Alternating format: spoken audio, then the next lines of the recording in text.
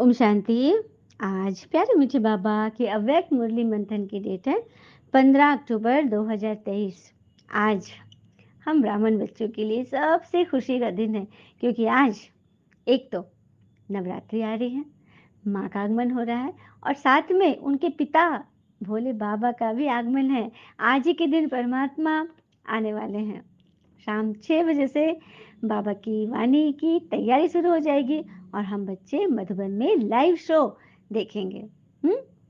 भगवान आकर किस प्रकार अव्यक्त वाणी चलाते, जो अव्यक्त वाणी है ना मेरे हाथ में संडे की, ये वाणी परमात्मा अपने निर्धारित समय पर आते हैं और एक साकार तन का आधार से हमें मुरली सुनाते हैं। तो आज वो प्यारा प्यारा दिन है ना, खुशियों का दिन है कि भगवान 6 महीना के अंतराल पर आज से बाबा का टर्न शुरू हो जाता है आने का, है ना। नए बच्चों को बड़ा आश्चर्य लग रहा है कि भगवान आते हैं। हाँ जी, भगवान आते हैं। और वही तो आकर ये मुरलियाँ जो हम रोज रोज सुन रहे हैं, वो किनकी बोली हुई है? स्वयं भगवान की, जिन्होंने किसी मुख का आधार लिया है साकार तन का और हमें ये ज्ञान सुनाया है। इसी से तो आत्मा का कल्याण हो रहा है। यही तो प्रूफ है कि ये ज्ञान परमात्मा का है, क्योंकि आत्मा का कल्याण सिवाय परमात्मा के कोई करा ही नहीं सकता, है ना। तो चलिए सुनते हैं आज की वाणी। हम सुनेंगे, हमारे जीवन से व्यर्थ का नामो निशान मिट जाएगा। इतनी सुंदर वाणी बाबा ने चलाई है। इसके रिवाइज डेट है 18/1/96 को ये चली थी मुरली, क्योंकि अब लास्ट समय आ गया है ना। तो स्कूल में भी क्या होता है, कोर्स कंप्लीट हो जाते तो रिवीजन चलता है। तो ये रिवीजन चल रही है, बाबा ने कोर्स पूरा कर दिया है। ठीक है, तो आज की टाइटल है सदा समर्थ रहने की सहज विधि, शुभ चिंतन करो और शुभ चिंतक बनो।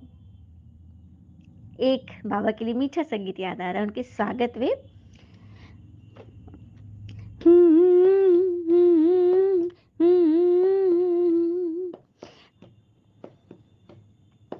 टक टकी निहारो रे,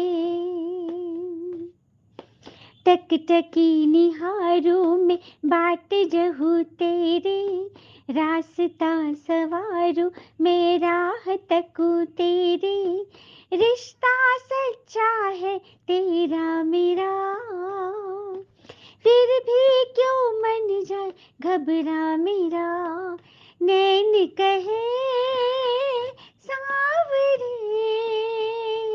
हो अब आजा बाबा तू ना कर देरी,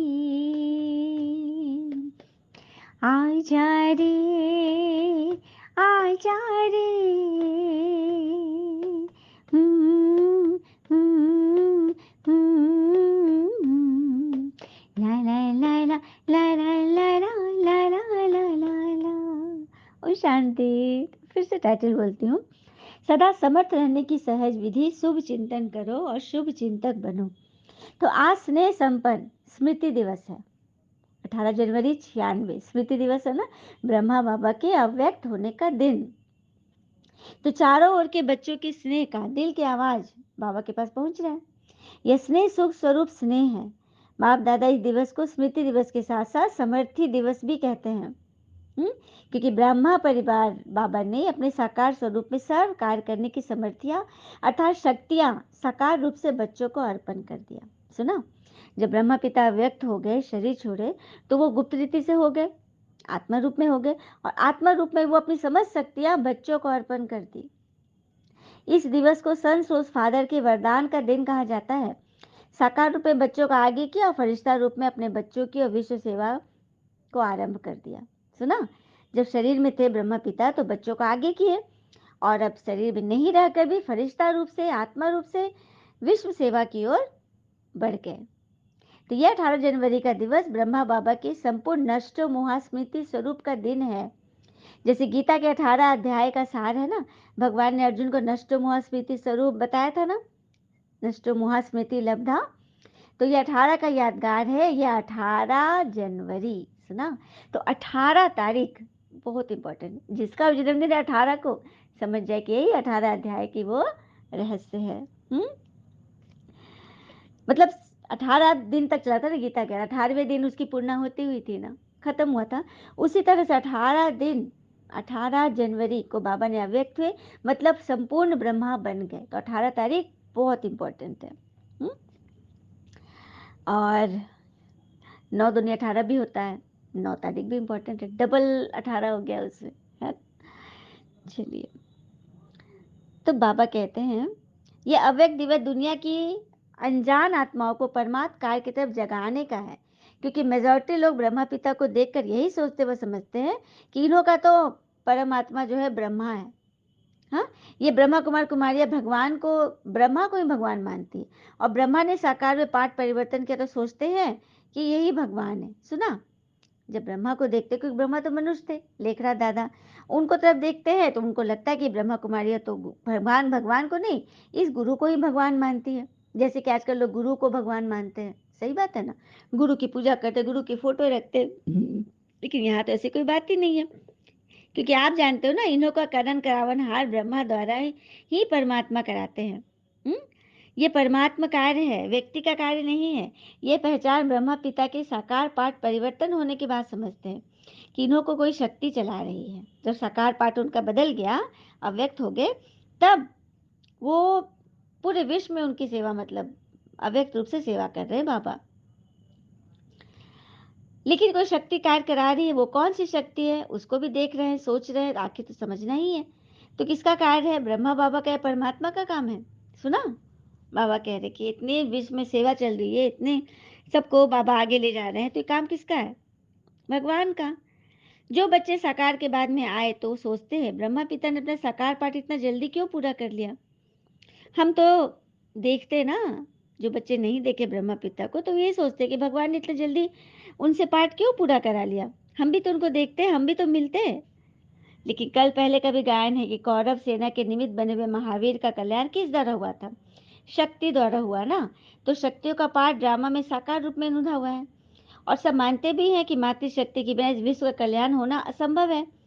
तो ब्रह्मा पिता फरिश्ता क्यों बना? साकार पाठ परिवर्तन क्यों हुआ?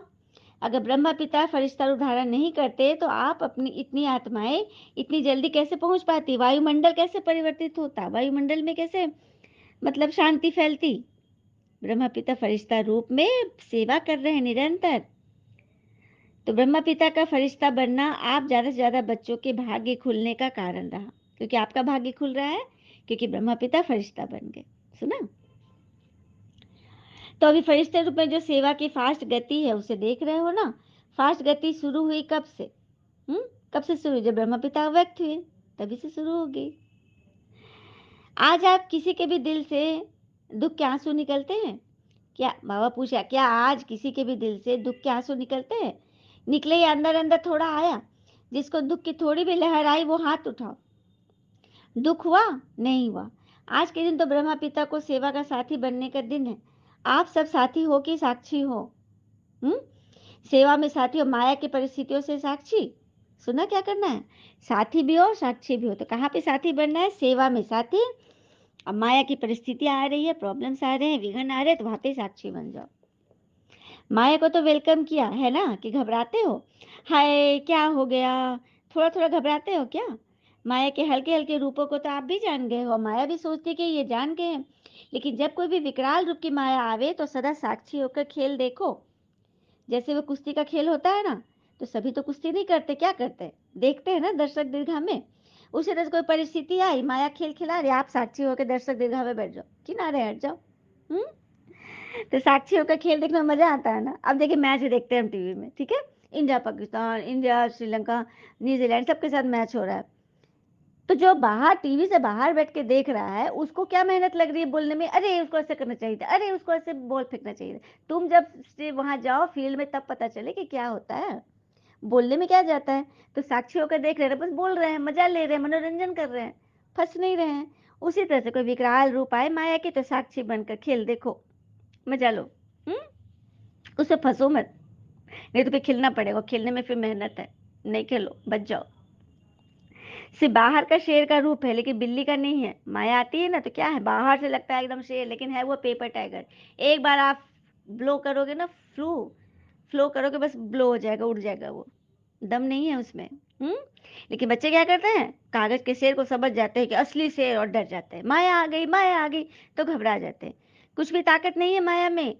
हाँ, सिर्फ आप लोग घबराने के लिए बड़ा रूप लेकर आती है, फिर सोचते हो पता नहीं अब क्या करेगी। तो ये कुछ नहीं करेगी, जो करिएगा आप करिएगी। आपके विचार करते हैं, वो कुछ नहीं करती, वो तो एक परिस्थिति लाके खड़ा कर देती है, कागज का शेर लाके खड़ा कर दी। अब आप उसको देख देख के डरोगे कि असली शेर, तब तो दुख तो आपको होगा ही। तो चाहे बातें ऐसी होती जो कभी आपने स्वप्न में भी नहीं सोची, कई बातें ऐसी होती अज्ञान काल में कभी नहीं हुई थी, लेकिन ज्ञान के बाद हो रही है। अज्ञान काल में कोई बिजनेस नीचे ऊपर नहीं हुआ होगा, और ज्ञान में आने के बाद हो रहा है, तो बच्चे घबरा जाते हैं, हाय ज्ञान छोड़ दे। लेकिन कोई भी परिस्थिति आती है, उस परिस्थिति को अपना थोड़े समय के लिए शिक्षक समझ लो। परिस्थिति आ रही है तो उसको थोड़े समय के लिए क्या समझना है, शिक्षक समझो। और शिक्षक क्या करता है, शिक्षा देता है ना। तो परिस्थिति आपको विशेष दो शक्तियों के अनुभवी बनाती है। एक सहन शक्ति, न्यारापन, नष्ट मोह, और दूसरा सामना करने की शक्ति का पाठ पढ़ाती है। क्या क्या चीज सिखाती है परिस्थिति, सहन शक्ति, न्यारापन, नष्ट मोह, और दूसरा सामना करने की शक्ति का पाठ पढ़ाती है, जिसे आगे के लिए आप सीख लो कि ये परिस्थिति ये दो पाठ पढ़ाने आई है। और जो कहते रहते कि हम तो ट्रस्टी हैं, मेरा कुछ नहीं है, तो ठगी से मत कहो, दिल से कहो। मतलब सिर्फ मुख से नहीं कहो, अंदर से कहो। बाबा पूछे, ट्रस्टी हो के थोड़ा थोड़ा गृहस्थी हो, कभी गृहस्थी बन जाते हैं तो कभी ट्रस्टी बन जाते हैं। तो बाप दादा एक खिलौने का जिक्र कर रहे हैं। एक तरफ करते थे तो फीमेल थी, एक तरफ मेल था, तो एक सेकंड में जैसे पलटे, रूप बदल गया। तो आप वैसे तो नहीं हो ना उस खिलौने की तरह कि अभी अभी गृहस्थी और पलटे तो फिर ट्रस्टी, फिर पलटे तो गृहस्थी, फिर पलटे तो ट्रस्टी। हम्म, ऐसा है क्या? थोड़ा थोड़ा कभी तो हो जाता है ना। घबराते हो ना कि माया आ गई, हम्म, उसको मारो अच्छी तरह से, इसलिए घबराओ मत। ट्रस्टी हो ना, अर्थात पहले से सब कुछ तुम्हारा छूट गया। ट्रस्टी माने सब बाबा को हवाले कर दिया, तो तुम्हारे पास क्या है, क्या है तुम्हारे पास? कुछ नहीं, अपने पास रखोगे तो माया आएगी। सब कुछ दे दो बाबा को। तो ये समर्थ बनने का दिन है। समर्थ बनो, ताकतवर बनो, कैपेबल बनो। देखो, आप जो पीछे आए हो तो बहुत लकी हो। अब इस पर समझिए, पीछे आने वाले को बाबा क्यों लकी बोल रहे हैं। क्योंकि सेवा के बने बनाए साधनों के समय पर आए हो। सेवा का साधन कितना बड़ा बड़ा महल और आबू में और तरह तरह के सेंटर्स बन रहे। मक्खन निकाला हुआ है 60 वर्ष वालों ने। किसने मक्खन निकाला है? तो हमारे बुजुर्ग भाई, बड़े बड़े भाई बहनों, दादी दीदियों ने। और मक्खन खाने वाले आप हो गए। मक्खन निकाला, मेहनत किया उन्होंने, और खाने वाले आप हो गए। आज हिस्ट्री सुनी होगी ना कि कितना मेहनत करके वे आए हैं। आप होते ना उस जगह पे तो भाग जाते। देखा, बाबा हम बच्चों के रिजल्ट बता रहे हैं, देर से आए बच्चों के। आप होते ना उस समय तो भाग जाते। और वर्तमान समय सेवा का वायुमंडल भी बना हुआ है। अभी चाहे प्रेसिडेंट है, चाहे प्राइम मिनिस्टर, चाहे कोई बड़े नेता, मेजोरिटी ये मानते हैं कि नहीं, ब्रह्मा कुमारी का कार्य तो अच्छा है। हम कर सकते हैं या नहीं वो बात अलग है, हर एक का पार्ट अपना है, लेकिन अच्छा कार्य है और ये कार्य आपको आगे बढ़ाना चाहिए, उसके लिए सहयोग भी देते हैं। तो ये मिल रहा है ना आज, क्योंकि वायुमंडल बना हुआ है। योग से वायुमंडल दादियों ने, भाइयों ने, दीदियों ने बनाए हैं, बड़े बड़े वरिष्ठ आत्माओं ने बनाए हैं। पहले क्या होता था, ब्रह्मा कुमारियों की शक्ल भी नहीं देखना चाहते थे। अगर शुरू में निमंत्रण देने जाते तो दरवाजा बंद हो जाता था मुंह पर। इतना इतना लोगों ने सहा है, सहन किया है। तो आप तो अच्छे टाइम पर आए हो, सेवा का चांस बहुत है। जितनी सेवा चाहो उतनी कर सकते हो। अभी अभी समझते हैं ना कि साकार ब्रह्मा के बाद भी ब्रह्मा कुमारियों ने सिल्वर जुबली भी मना ली, गोल्डन भी मना ली, अभी डायमंड तक पहुंच गए। मतलब साकार ब्रह्मा तो है नहीं, दादियां भी नहीं है, लेकिन फिर भी प्रोग्राम्स चल रहे हैं, गोल्डन जुबली, डायमंड जुबली सब पहुंच गए हो। क्योंकि कोई भी गुरु चला जाए, लेकिन परम सदगुरु तो बैठा है ना। समझ रहे हैं, देहधारी के तो शरीर छूटेगा, लेकिन परमात्मा निराकार, हाँ, वो जब बैठा हुआ है तो फिर कोई गड़बड़ की तो बात ही नहीं है, संगठन तो चलता ही रहेगा। हम्म। बाकी दुनिया में और किसी संस्थाओं में कोई गुरु अगर शरीर छोड़े तो गद्दी के लिए हंगामा हो जाए, मैं लूंगा मैं लूंगा, और फिर वो बात भी नहीं रहेगी जो गुरु में थी। लेकिन यहाँ तो परम सदगुरु भगवान बैठे हैं ना, वही तो सबको चांस दे रहे हैं। हाँ, वही तो चला रहे, करावन हार वही है, सब कुछ जिम्मेवारी उनकी है। तो फिर बच्चे क्यों सोचेंगे? यहाँ तो और ही वृद्धि होते जा रही है। तो इससे सिद्ध है ना कि कार्य कराने वाला स्वयं परमात्मा है। निमित्त माध्यम ब्रह्मा पिता है या निमित्त दीदियां है? सुना, निमित्त बनते हैं, कार्य तो भगवान का है।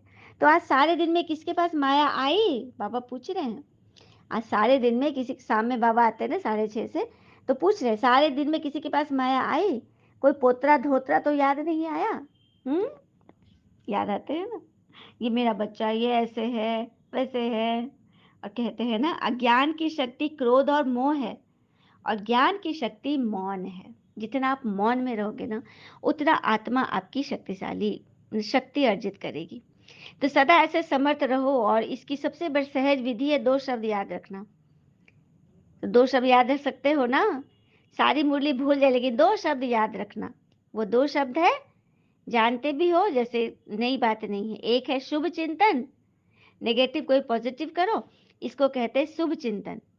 नेगेटिव पॉजिटिव हो सकता है और बदल सकते हो, तो सिर्फ चेक करो कि कर्म करते ही भी शुभ चिंतन चला, मतलब काम करते भी शुभ चिंतन चला। और दूसरा है सभी के प्रति शुभ चिंतक। एक है शुभ चिंतन और दूसरा है शुभ चिंतक। तो बनना है ना? हम्म समझ में आ रहा है? दोनों को बात कर रहा है, समझ में आ रहा है? शुभ चिंतक अर्थात शुभ चिंतन करने वाला, सबके लिए अच्छा अच्छा सोचने वाला। शुभ चिंतन, हर के प्रति शुभ भावना रखने वाला। तो इन 2 बातों पर टेंशन रखना, समझा? क्या करेंगे यही नहीं भूल जाना, क्योंकि अभी देखा गया है कि समस्याएं बहुत है। लोग हैं जो आपकी वाणी से नहीं समझेंगे, लेकिन शुभ चिंतक बन शुभ वाइब्रेशन दो तो बदल जाएंगे। और एक बात से मुक्त भी होना है। इस ब्राह्मण जीवन में मुक्त होने वाले हो ना, मुक्त होने की 9 बातें बता दी हैं। अगर इन 9 बातों से मुक्त हो गए तो 9 रत्न बन सकते हो। आगे चलकर हम देखेंगे बाबा ने वो 9 बातें कौन सी बताई है जिससे हम 9 रत्न बन जाएंगे, नवरत्न, है ना? तो आज बाप दादा एक बार की स्मृति दिला रहे हैं। कभी भी कोई भी शारीरिक बीमारी हो, मन का तूफान हो, तन में हलचल हो, प्रकृति में हलचल हो, सेवा में भी हलचल होती हो, तो भी किसी प्रकार के हलचल में दिल शिकस्त मत होना, दिल से हार नहीं खाना। बड़े दिल वाले बनो ना। बाबा की दिल कितनी है, छोटी है क्या? बाबा बड़े दिल वाले हैं और बच्चे छोटे दिल वाले, तो मेल होगा? हम्म जब बीमार हो जाओगे तो रोना शुरू कर देंगे। दर्द हो गया, दर्द हो गया, तो दिल शिकस्त होना दवाई है। क्या करना है? दिल शिकस्त होना ही आत्मा की दवाई है। बीमारी चली जाएगी कि बढ़ेगी? जब हिसाब किताब आ गया, दर्द आ गया, तो हिसाब किताब आ गया ना। हम्म लेकिन दिल शिकस्त से बीमारी को बढ़ा देते हो। इसलिए हिम्मत वाले बनो तो बाबा भी मददगार करेंगे, बनेंगे। सुना? दिल शिकस्त से अपनी बीमारी को बढ़ा लेते हो, तो मददगार बनो, हिम्मत वाले बनो तो बाबा भी मदद देंगे। ऐसे नहीं रो रहे हैं, हाय क्या करूं, कैसे करूं, हाँ, और फिर सोचो कि बाबा की तो मदद ही नहीं मिल रही है। तो मदद उसको मिलती है जो हिम्मत रखते हैं, श्रीमत पर चलते हैं। ऐसे ऐसे बाबा सबकी मदद कर देगा क्या? हम्म हिम्मत उसी को मिलती है जो श्रीमत पे चलते हैं, हिम्मत रखते हैं। पहले बच्चे की हिम्मत, फिर बाबा की मदद। पहले क्या करना है? पहले बच्चे को बीज बोना है, फिर बाबा उसको सिंचाई करेंगे ज्ञान से। हम्म तो पहले तो बनना है ना? फिर बाबा कहते हैं 2 आधे अक्षर, हाँ, आधे अक्षर मत याद करो। बाबा मददगार है, लेकिन किसका? बाबा मददगार है ये तो सुन लिए, बाबा मदद करता है, लेकिन किसका करते हैं? तो आधा भूल जाए तो आधा याद रहता है। बाबा भी पता नहीं महारथियों को ही याद करता है, हमको तो करना ही नहीं है, हमको तो देता ही नहीं है। पहले आप महारथी पीछे, पहले आप महारथी पीछे। सुना? ऐसे नहीं कि बाबा सिर्फ महारथियों को ही खोजता है, वो चाहता है मेरे बच्चे भी महारथी बने। तो पहले आप हो उनके लिए, दुनिया पीछे है, आप हो पहले। अब कैसे बाबा बोले? तो मन से कभी दिल शिकस्त मत बनना। तुम्हारा मन बाबा की तरफ होगा। अगर अपने उलझन में होंगे तो हाँ ना की उलझन बनी रहेगी, क्या करे क्या ना करे, डू और नॉट टू डू। तो वो तो होना ही है, लेकिन आप लोगों को निश्चय पक्का है कि बाबा के साथ ही हैं, सच्चे हैं, तो कैसी भी हालत में बाप दादा दाल रोटी जरूर खिलाएगा। अगर आप सच्चे हो तो कैसी भी हालत में भी विषम परिस्थिति है, संकट की घड़ी है, लेकिन भगवान ने दाल रोटी का जिम्मा ले लिया है। आपको दाल रोटी से वो विमुख नहीं करेंगे। ऐसे अलबेलेपन या आलस वाले को ऐसे नहीं करना कि काम से थक कर बैठ जाओ। काम वाले को ऐसे मत बोलना, उसको तो मौका मिलना चाहिए कि बैठ जाए। तो कहो बाबा दाल दाल रोटी खिलाएगा, ऐसे अलबेले आलस वाले को नहीं मिलेगा। सच्चे दिल साहब पर राजी है। और परिवार में तो खिटपिट तो होनी ही है। जब जब आप लोग कहते हो कि अति के बाद अंत होना है, कहते हो ना, भक्ति में कहते हो ना, अतीत में जा रहा है और जाना है, तो परिवार में खिटखिट न हो, ये तो हो नहीं सकता है। जा रहा है बच्चा, नए गर्भ में प्रवेश करता, आत्मा आती है, पुरानी आत्मा है लेकिन अभी नया छोटा चोला शरीर लिया है, तो खिटपिट होगी तो घबरा जाते हैं। गृहस्थी बनकर सोचेंगे तो गड़बड़ होगी, और साक्षी बनकर सोचेंगे तो एज़ इट इज़, मतलब उसको स्वीकार कर लेंगे। यही तो है साक्षी और साथी बनने का नशा। ये मत सोचना कि मेरा नहीं, मेरा नाम खराब हो गया, मेरी ग्लानि होगी, मेरा बच्चा और कुछ, मेरी सास मेरे को ऐसे करती है, ये मेरापन आया तो न तो सब बातें याद आ जाती है। किसके बारे में बोले, बस इन-लॉज़ के बारे में, कभी कोई सास, ससुर, ननद, देवर, हाँ? उनके नाते रिश्तेदार आते रहते हैं, तो उससे विमुख मत होना। हुँ? मेरापन आया तो ये सब बातें बदल जाती है। मेरा जहाँ भी आया, वहाँ बुद्धि का फेरा हो जाएगा।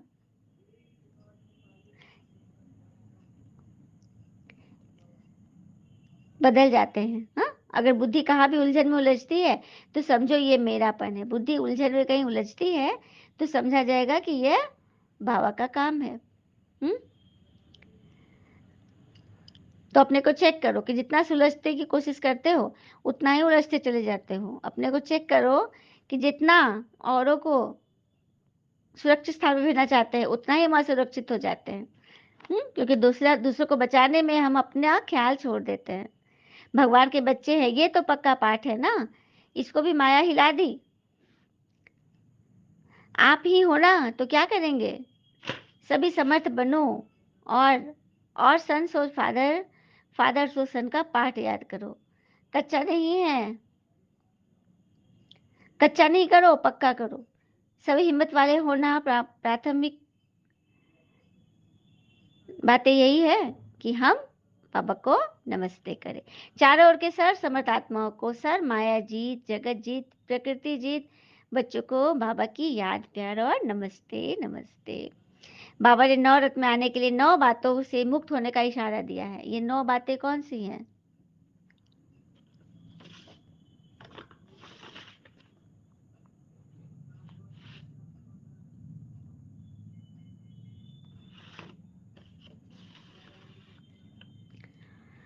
ये 9 बातें हैं। पहला नोट करें, क्रोध मुक्त। दूसरा व्यर्थ संकल्प मुक्त। तीसरा लगाव मुक्त। परमत पर चिंतन और पर दर्शन मुक्त मुफ्त। अभिमान व अपमान मुक्त। झमेला मुक्त। व्यर्थ बोल डिस्टर्ब करने वाले बोल से मुक्त, और अप्रसन्नता से मुक्त, और दिल शिकस्ती से मुक्त। समझ गए? ये 9 बातें जो धारण कर ले, वही 9 रत्न अभी बन जाएगा, अभी के अभी। फिर से रिपीट करती हूँ। पहला है क्रोध मुक्त, दूसरा वैर संकल्प मुक्त, तीसरा लगाव मुक्त, चौथा परमत पर चिंतन पर दर्शन मुक्त, अभिमान व अपमान मुक्त, नेक्स्ट झमेला मुक्त, नेक्स्ट व्यर्थ बोल डिस्टर्ब करने वाले बोल से मुक्त, और अप्रसन्नता मुक्त, और दिल से कष्ट मुक्त। ये 9 बातें अगर से हम इससे मुक्त हो गए, तो बन गए देवता। वरदान, डबल लाइफ स्थिति द्वारा उड़ती कला का अनुभव करने वाले सर बंधन मुक्त भव। डबल लाइफ स्थिति द्वारा उड़ती कला का अनुभव करने वाले सर बंधन मुक्त बनते हैं। तो चलते फिरते ये स्मृति रहे कि मैं डबल लाइफ स्थिति में रहने वाला फरिश्ता हूँ। फरिश्ता अर्थात उड़ने वाला। लाइट चीज सदा ऊपर रहती है, और लाइट सबसे, नंबर्स में सबसे लाइट कौन होता है? 0। तो 0 के बारे में बाबा कहते हैं, जीवन में अपना व्यक्तित्व शून्य रखिए, ताकि कोई उसमें कुछ घटा न सके। परंतु जिसके साथ बड़े खड़े हो जाए, उसकी कीमत 10 गुना बढ़ जाती है। सुना? ऐसा 0 बनो, उसके आगे बड़े बड़े नंबर खड़े हो जाए, तो आपकी आपकी हैसियत कितनी बढ़ जाती है। और 0 है तो हमें कुछ सुनाई नहीं दे रहा, समझ में नहीं आ रहा। हमसे जब कोई राय वाले मांगे तब हम जाए, ऐसे झूठ का नहीं जाना है, लोग पसंद नहीं करते हैं। तो फरिश्ता अर्थात उड़ने वाला, लाइट चीज सदा ऊपर रहती है, नीचे नहीं आती। आधा कल तो नीचे रहे, उड़ने का समय है। उड़ने का समय है। बोझ बहुत समय चलता रहा तो अंत में नीचे ले आएगा। इसलिए बंधन मुक्त बन डबल लाइट स्थिति में रहने का अभ्यास करो। बंधन मुक्त बन डबल लाइट स्थिति में रहने का अभ्यास करो। स्लोगन, मनसा सेवा वही कर सकते हैं जिनके पास शुद्ध संकल्पों की शक्ति जमा है। मनसा सेवा वही आत्मा कर सकती है, शक्तियों की भी, जिनके पास शुद्ध संकल्पों की शक्ति जमा है। अच्छा, ओम शांति। शुक्र मुझे बाबा, वो बाबा के प्यारे प्यारे बच्चे, आप सबका जीवन सदैव शुभ हो। ओम शांति।